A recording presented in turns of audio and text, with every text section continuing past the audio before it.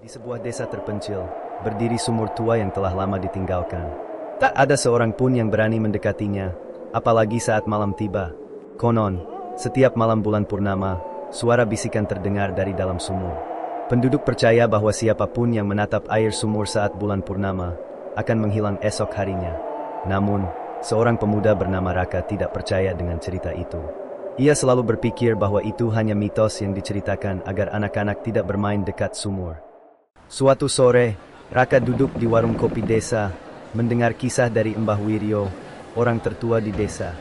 "Jangan pernah mendekati sumur tua itu, Nak," kata Mbah Wiryo dengan suara bergetar. "Sudah banyak yang hilang. Terakhir, 30 tahun lalu, seorang gadis kecil melihat ke dalam sumur, dan esok harinya, ia lenyap tanpa jejak." Namun Raka hanya tertawa. "Ah, Mbah, itu hanya cerita lama. Aku akan membuktikan kalau sumur itu tidak ada kutukan." Warga yang mendengar pun menggelengkan kepala, tapi tak ada yang bisa menghentikan Raka. Saat malam tiba, Raka membawa lentera kecil dan berjalan ke arah sumur. Langkahnya terasa berat, seolah angin berusaha menahannya. Udara semakin dingin, dan suara jangkrik yang tadi ramai mendadak menghilang. Ketika ia tiba di sumur, ia melihat air di dalamnya tampak bening, memantulkan cahaya bulan.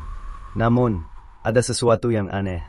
Bayangan seseorang tampak di dalam sumur, meski Raka berdiri sendirian. Saat Raka menunduk lebih dekat ke air sumur, "Raka, kenapa kau datang?" Jantungnya berdegup kencang. Ia menoleh ke kanan, ke kiri, tak ada siapa-siapa. Tiba-tiba, air sumur mulai berputar sendiri, membentuk pusaran gelap. Dan dari dalamnya, muncul dua tangan hitam berlendir. Raka melompat mundur, mencoba lari, tapi tanah di bawahnya mendadak menjadi lumpur. Dari dalam sumur, sosok perempuan berambut panjang dan mata kosong muncul, melayang dengan pakaian basah dan rusak. "Jangan pergi, teman," bisiknya, sebelum melompat ke arah Raka. Esok paginya, warga desa menemukan lentera milik Raka, masih menyala redup di tepi sumur. Namun, Raka menghilang. Sejak saat itu, setiap malam bulan purnama, bisikan dari sumur semakin jelas. Esok harinya, warga desa berkumpul di sekitar sumur tua dengan raut wajah khawatir. Lentera Raka masih menyala redup, namun pemuda itu tak terlihat dimanapun. Mbah Wiryo memeriksa tepi sumur, matanya yang sudah tua menatap dalam-dalam ke dalam kegelapan sumur. "Kita harus melakukan sesuatu," ucap Pak Joko, kepala desa, dengan suara gemetar. "Jika tidak, kutukan ini akan terus berlanjut." Sementara itu, sahabat Raka, Dini dan Arman, merasa ada yang janggal. Mereka memutuskan untuk menyelidiki sendiri apa yang sebenarnya terjadi pada Raka. Dini dan Arman merasa Mbah Wiryo tahu lebih banyak dari yang ia katakan. Malam harinya, mereka diam-diam menyelinap ke rumah Mbah Wiryo, mencari petunjuk. Di dalam rumah yang tua dan penuh aroma dupa, mereka menemukan sebuah buku kuno dengan tulisan tangan yang hampir pudar. Halaman-halaman buku itu bercerita tentang seorang perempuan bernama Sari, yang dahulu menjadi korban pertama sumur tua. Menurut buku itu, Sari adalah seorang gadis yang dipaksa menikah dengan seorang pria kaya yang ia benci.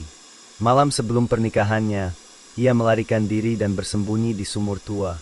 Namun, warga desa yang marah menemukannya, dan dalam keputusasaan, Sari melompat ke dalam sumur, menghilang selamanya. Sejak saat itu, arwah Sari menghantui sumur tua, mencari orang-orang yang berani mendekatinya saat bulan purnama.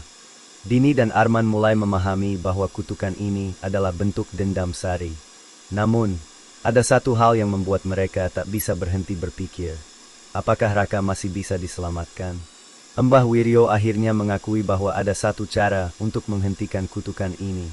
Seseorang harus turun ke dalam sumur dan membebaskan arwah Sari dengan membawa kembali sesuatu yang pernah menjadi miliknya sebelum ia mati.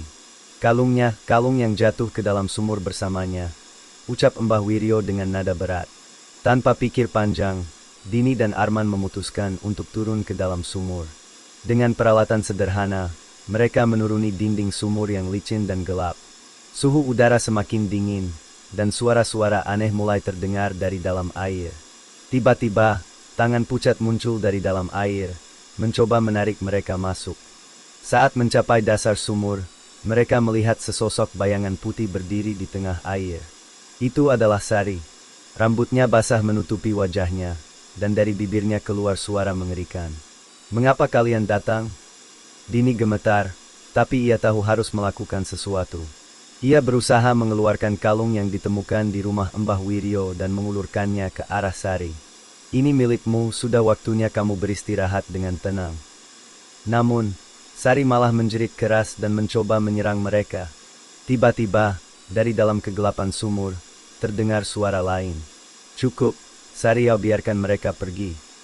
Itu adalah suara Raka. Dini dan Arman melihat sosok Raka, dalam keadaan lemah, berdiri di tepi sumur.